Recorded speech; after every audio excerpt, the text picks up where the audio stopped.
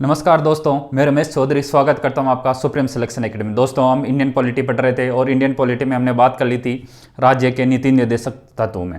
आज हम बात करते हैं कि नीति निर्देशक तत्व और मूल अधिकार फंडामेंटल राइट के बीच में विवादित स्थिति बनी रहती है। तो समय समय पर कोर्ट ने इनके बारे में बताया कि कौन एक दूसरे के पूरक है या किस प्रकार एक दूसरे के ऊपर समय समय के साथ हावी होते गए, उन सारे जो डेकोरम है उसके बारे में आज चर्चा करने वाले। दोस्तों, हमने पहले भी क्लासें ले चुके हैं। उन क्लासों में हमने मूल अधिकार को डिटेल से पढ़ा, साथ ही नीति निर्देशक तत्वों को भी डिटेल से पढ़ा, और संविधान का भाग ए और संविधान का भाग बी जिसमें हम नागरिकता भी पढ़ी थी। साथ ही हमने देखा था कि किस प्रकार से एग्जाम में क्वेश्चन आते हैं, उनके बारे में भी हमने चर्चा करी थी। आज हम जो मूल अधिकार और नीति निर्देशक तत्व है, इनके बीच जो टकराव है उस पर आज ये क्लास है। तो ये क्लास, इसके बारे में कई बार कथन और निष्कर्ष के रूप में क्वेश्चन आते हैं, तो वहाँ पर ये चीज़ें, इनमें जो भी हम वाद विवाद हुआ है, समय समय पर कौन सा संविधान संशोधन हुआ, उन चीज़ों के बारे में आज हम चर्चा करने वाले। तो हम स्टार्ट करते हैं कि मूल अधिकार क्या है और नीति निर्देशक क्या है, इनके बीच क्यों विवाद की स्थिति क्यों बनती है, इन सारी चीज़ें के बात करते हैं। तो सबसे पहले हम बात समझने की कोशिश करते हैं कि जो मूल अधिकार है ये संविधान के भाग 3 में फंडामेंटल राइट, ये क्या बताता है? व्यक्ति की स्वतंत्रता और समानता की गारंटी देता है। कहने का मतलब है ये कहीं ना कहीं सरकार को बांध देता है।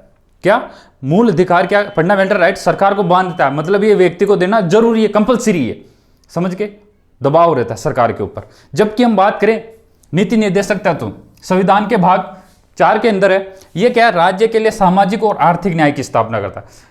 मूल अधिकार संविधान के लिए क्या बात करता है? राजनीतिक न्याय की बात करता है। और नीति निर्देशक तत्व क्या बात करता है? यह बात करता है सामाजिक और आर्थिक न्याय की। तो सबसे पहले तो फंडा ये समझ लीजिए। अब बात करते हैं कि ये राज्य के लिए क्या है? कंपलसरी है, राज्य इसको लागू करेगा। लागू नहीं करेगा तो आप कोर्ट जाओगे, कोर्ट के थ्रू लागू होगा। परंतु जब हम बात करते हैं राज्य के नीति निर्देशक तत्वों की, तो उसके अंदर चीज आती है कि वो लागू करना राज्य के लिए मैंडेटरी नहीं है। राज्य उसको लागू कर भी सकता है और नहीं भी कर सकता है। उसके अंदर सीधा सीधा आर्टिकल में लिखा गया है कि राज्य के जो नीति निर्देशक तत्व है वो समय जैसे जैसे राज्य का विकास होता जाएगा वैसे वैसे उनका लागू करते जाएंगे। ये राज्य के लिए बातें बताई गई है और ऐसा मूल अधिकार में नहीं है। तो इसलिए राज्य किसके फेवर में रहती है? राज्य नीति निर्देशक तत्व के फेवर में रहती है। और जनता किसके फेवर में रहना चाहेगी? जनता फेवर में रहना चाहेगी मूल अधिकारों के। तो इस कारण इनके अंदर टकराव की स्थिति बनी रहती है। अब बात करते हैं टकराव किस प्रकार समय के साथ टकराव होते गए। तो हम सबसे पहले बात करते हैं इसके अंदर। अब बात करते हैं चंपाकम दोराई राजन वाद हुआ था 1951। कब का? 1951 का। इसके अंदर क्या कहा? मद्रास सरकार ने अनुच्छेद 46 के तहत, हमने नीति निर्देशक तत्व पढ़े, उसके अंदर हमने आर्टिकल 46 पढ़ा। उसके अंदर देखा था कि SC, ST और साथ ही कमजोर वर्गों के लिए शिक्षा से संबंधित प्रावधान देखे थे। तो आर्टिकल 46 के तहत SC, ST को भारत में शिक्षण संस्थाओं में प्रवेश के लिए आरक्षण दे दिया गया, ये मद्रास सरकार ने। फिर उसके बाद चंपाकम दोराई राजन, तो वहां की जो एक महिला थी, महिला कोर्ट में जाती है क्योंकि उसको एडमिशन नहीं मिला, क्योंकि उसकी जगह SC, ST वर्ग को एडमिशन दे दिया गया। क्यों? आर्टिकल 46 के तहत। फिर वो कोर्ट में जाती है, तो उस समय 1951 में सुप्रीम कोर्ट ने कहा कि ये अनुच्छेद 29(2) का उल्लंघन है और मद्रास सरकार के फैसले को रद्द किया जाता है। मतलब जो मद्रास सरकार ने SC और ST को आरक्षण दे दिया, परंतु फिर उसके बाद में चंपाकम दोराई राजन केस के अंदर इस मामले को रद्द कर दिया गया। उसके बाद सुप्रीम कोर्ट ने इस मामले को रद्द कर दिया। फिर उसके बाद आता प्रथम संविधान। यह रद्द करने के बाद सरकार ने प्रथम संविधान संशोधन लाते हैं। कौन सा? प्रथम संविधान संशोधन 1951। उसमें 15(4) जोड़ा गया।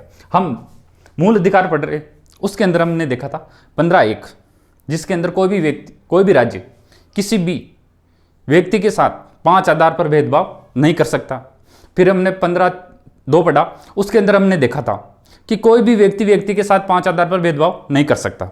इसी प्रकार 15(4) के अंदर देखा था हमने कि कोई भी व्यक्ति, हमने 15(3) देखा था, 15(3) में देखा था कि स्त्रियों और बच्चों के लिए विशेष प्रावधान कर सकता है, ये 15(3) बताता है। और 15(4) क्या बताता है? 15(4) बताता है कि SC और ST वर्ग के लिए आरक्षण की व्यवस्था कहां पर?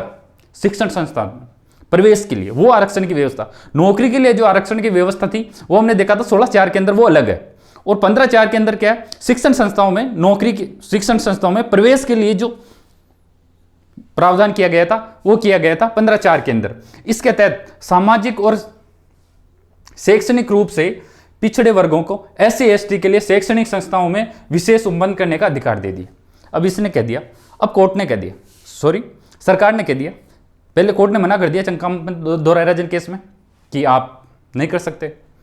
फिर उसके बाद संविधान संशोधन लाती है सरकार, और संविधान संशोधन लाके सरकार कहती है कि भाई साहब अब ये मैंडेटरी, अब इसको हम ऑफिशियल रूप से लागू कर दें, ये मूल अधिकार में शामिल कर दिया कि SC और ST को या कमजोर वर्गों को हम शिक्षण संस्थाओं में प्रवेश के लिए विशेष छूट दे सकते हैं। यहाँ तक ये इनके बीच विवाद चला और यहाँ पर ये पहुँचा। उसके बाद शंकरी प्रसादवाद 1951, इसके अंदर प्रथम संविधान संशोधन को क्या दे दिया, मान्यता दे दी गई। पहले चीज़ समझने की कोशिश की, मद्रास सरकार फैसला लाती है SC/ST को आरक्षण, फिर उसके बाद में सुप्रीम कोर्ट आता चंपाकम दोहराराजन केस में और वो मना कर देता है। फिर उसके बाद प्रथम संविधान संशोधन आता जिसके अंदर क्या कहते हैं 15(4) SC/ST को आरक्षण देते हैं शिक्षण संस्थाओं में। उसके बाद शंकरी प्रसादवाद के अंदर 1951 के अंदर, इसके अंदर क्या कर दिया गया, क्या कर दिया, जो प्रथम संविधान संशोधन 15(4) आया उसको कर दिया वेरीफाई, गुड, ओके, लागू, यह चीज कर दी गई। तो कोर्ट का मत था कि संसद को संविधान संशोधन का पूर्ण अधिकार है जिसमें वो मूल अधिकारों को भी शामिल है। यहां तक आप समझ गए होंगे कि किस प्रकार मूल अधिकार लगातार लागू होते गए। अब बात आते हैं आगे, गोलकनाथवाद 1967, इसमें कहा गया, सुप्रीम कोर्ट ने कहा कि मूल अधिकार नीति निर्देशक तत्वों की तुलना में अधिक महत्वपूर्ण है। कई बार मतलब कथन के रूप में क्वेश्चन आता है कि किस वाद के अंदर कहा गया कि मूल अधिकार नीति निर्देशक तत्वों की तुलना में ज्यादा महत्वपूर्ण है, अधिक महत्वपूर्ण है। इसमें कहा कौन सा, गोलकनाथवाद 1967, क्या कहा कि मूल अधिकार जो नीति निर्देशक तत्व है उसकी तुलना में थोड़ी ज्यादा महत्वपूर्ण है। यहां तक समझ गए होंगे आप। संसद मूल अधिकारों में संशोधन नहीं कर सकती। क्या कहा गोलकनाथवाद में कि संसद मूल अधिकारों में संशोधन नहीं कर सकती। समझ गए, एग्जाम में कई बार क्वेश्चन आता है, क्या आता है कि किस वाद में कहा गया कि संसद मूल अधिकारों में संशोधन नहीं कर सकती, तो वो कौन सा वाद है, वो गोलकनाथवाद है। कौन सा वाद है, गोलकनाथवाद है। समझ गए यहां तक, ओके जी। अब आता है 25वां संविधान संशोधन 1971। कब, 25वां संविधान संशोधन 1971। इसमें क्या बताते हैं, इसमें बताते हैं इस संशोधन द्वारा 31C जोड़ा गया। इसके द्वारा क्या जोड़ा गया, 31C। इसमें क्या कहा कि 39B, आर्टिकल 39B और 39C के क्रियान्वयन या कार्यान्वयन के लिए बनाए गए कानून अवैध नहीं ठहराए जाएंगे भले ही अनुच्छेद 14 और अनुच्छेद 19 का उल्लंघन हो। अब क्या कहा गया कि 39B और C, क्या 39B और C को लागू करने के लिए यदि आर्टिकल 14 और आर्टिकल 19 का हनन होता है तो वो क्या है, अवैध नहीं है। ये कौन से संविधान संशोधन के तहत कहा गया। कहने का मतलब क्या है, 14 व 19 का उल्लंघन आप कर सकते हैं। 25वां संविधान संशोधन 1971 में ये बात बोल रहे हैं, सरकार बोल रही है कि मैं 39B और 39C को लागू करने के लिए, 39B और 39C को लागू करने के लिए मैं आर्टिकल 14 और आर्टिकल 19, आर्टिकल 14 और आर्टिकल 19 का उल्लंघन कर सकते हैं। आर्टिकल 14 क्या है और आर्टिकल 19 क्या है, आप कमेंट सेक्शन में बताओ, क्योंकि आपको पूरी डिटेल से पहले ही पढ़ा चुके हैं। तो यहां तक आप समझ गए होंगे।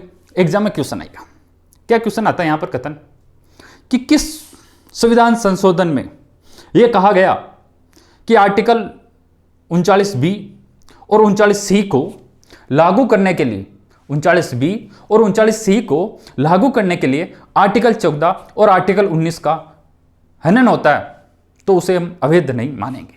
ये आर्टिकल, ये संविधान संशोधन 25 में कह दिया। अब सुप्रीम कोर्ट में दादा बैठा उधर, दादा बोलता तुम बड़े हो गए हो, क्या हो गए हो, तुम बड़े हो गए हो। तो आगे कौन सा वाद आता है, ध्यान रखिएगा। आगे वाद आता है केशवानंद भारतीवाद। कौन सा वाद आता है, केशवानंद भारतीवाद। बहुत इंपॉर्टेंट वाद है केशवानंद भारतीवाद, बहुत इंपॉर्टेंट वाद है ये। यार समझ लिए, बहुत आधारभूत ढांचा, हम कहते हैं बुनियादी ढांचा, वो कहाँ से आया, वो इसी वाद से आया। सबसे ज़्यादा यदि किसी वाद के अंदर न्यायाधीश बैठे तो वो वाद केशवानंद भारतीवाद है। इसमें क्या है कि सुप्रीम कोर्ट ने 31C को वैध मान दिया, गुड 31C। फिर उसके बाद क्या है, लेकिन इसे केवल 39B और 39C तक सीमित कर दिए गए, 39B और 39C तक सीमित कर दिया। फिर उसने कहा साथ ही मूल संरचना सिद्धांत, मूलभूत ढांचा वाला सिद्धांत प्रतिपादित किया। संसद संविधान की मूल संरचना को नष्ट नहीं कर सकती। इसने मूलभूत ढांचा, ये क्या है कि जो मूल चीजें हैं ना संविधान की, वो संसद चेंज नहीं कर सकती, और चीजें चेंज कर सकती है 1973 के बाद। क्या कि मूल चीजें चेंज नहीं कर सकती, और चीजें चेंज। तो फिर पूछा कि भाई मूल चीजें क्या है बताओ। तो फिर सुप्रीम कोर्ट ने कहा कि ये समय आने पर हम समय समय पर बताते रहेंगे आपको कि मूलभूत चीजें कौन कौन सी है। जैसे जैसे समय की जरूरत पड़ेगी उसी हिसाब से मूलभूत चीजें आती जाएगी और मूलभूत ढांचा चलता जाएगा। इसका मतलब एक फिक्स ढांचा नहीं है, ये हम समय समय पर आने पर हम बताते रहेंगे। ये कौन बताता है, सुप्रीम कोर्ट। तो यहां तक क्या कह दिया कि भाई जो 31C है उसको 39B और C तक सीमित कर दिया गया। अब दोस्तों बात आती है 42वां संविधान संशोधन 1976। तो केशवानंद भारती केस से सरकार को यह हिंट मिल गया कि भाई साहब आप संविधान संशोधन कर सकते हो मूल अधिकारों में। मिल गया हिंट, क्यों मिल गया, क्योंकि इसमें सीधा मना नहीं किया था सरकार ने, सुप्रीम कोर्ट ने, कि आप मूल अधिकारों का हनन कर सकते हो या मूल अधिकारों में चेंज कर सकते हो। तो सरकार फिर क्या करती है, सरकार ने क्या किया, इसमें इस संशोधन द्वारा प्रावधान किया गया, कौन से 42वें संविधान संशोधन की भाग 4 नीति निर्देशक तत्वों की अनुपालना में राज्य द्वारा किए गए प्रावधान अवैध नहीं होंगे, चाहे भले 14 आर्टिकल 14 या 19 का उल्लंघन करते हो। आर्टिकल 25 में क्या गया, वही बातें की थी कि 39B और 39C को लागू करने के लिए हम आर्टिकल 14 और आर्टिकल 19 का हनन होता तो वो अवैध नहीं होगा। और यहाँ पर 42वां संविधान संशोधन में क्या गया कि पूरा संविधान का भाग 4 नीति निर्देशक तत्वों को, पूरा नीति निर्देशक तत्वों को लागू करने के लिए यदि हम अनुच्छेद 14 और अनुच्छेद 19 को लागू करते हैं तो ये अवैध नहीं होंगे। ये तो 25वें संविधान संशोधन 1971 से भी भयंकर वाला बड़ा निकला। ठीक है, तो फिर सुप्रीम कोर्ट कहता है हम ऐसे बैठे हैं, हम भी तो कुछ करने वाले हैं। तो आगे सुप्रीम कोर्ट क्या कहता है, सुप्रीम कोर्ट कहता है मिनर्वा मिल्स वाद 1980 में उन्होंने कहा कि 42वें संविधान संशोधन के इस प्रावधान को अवैध घोषित कर दिया। कौन से वाले प्रावधान को, उसी प्रावधान को, कौन सा, जो आर्टिकल संविधान का भाग 4 को लागू करने के लिए यदि अनुच्छेद 14 और अनुच्छेद 19 को हम उल्लंघन करते हैं तो वो अवैध नहीं हो, उस भाग को क्रॉस कर दिया सुप्रीम कोर्ट ने। यह निर्णय केवल 39B और 39C ही अनुच्छेद 14 और अनुच्छेद 19 पर प्रभावी हो। आप अनुच्छेद 39B और C को लागू करते हो तो अनुच्छेद 14 और अनुच्छेद 19 का उल्लंघन होता तो कोई दिक्कत नहीं, परंतु आप सारे नीति निर्देशक को नहीं कर सकते। ये कौन से वाद में कहा गया भैया, ये मिनर्वा मिल्स वाद में कहा गया। कौन से वाद में, मिनर्वा मिल्स वाद में ये चीजें कही गई। भाग 4 को असीमित प्राथमिकता नहीं दी जा सकती। आप इस प्रकार असीमित प्राथमिकता नहीं दे सकते हम, नहीं तो सरकार बहुत हावी हो जाएगी। आगे की बात करते हैं अब।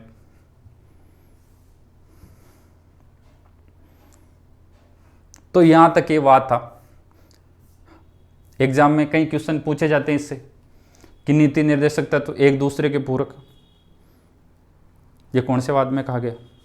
फिर हमने बात करी थी कि कब 39B हावी होते हैं अनुच्छेद 14 और अनुच्छेद 19 पर।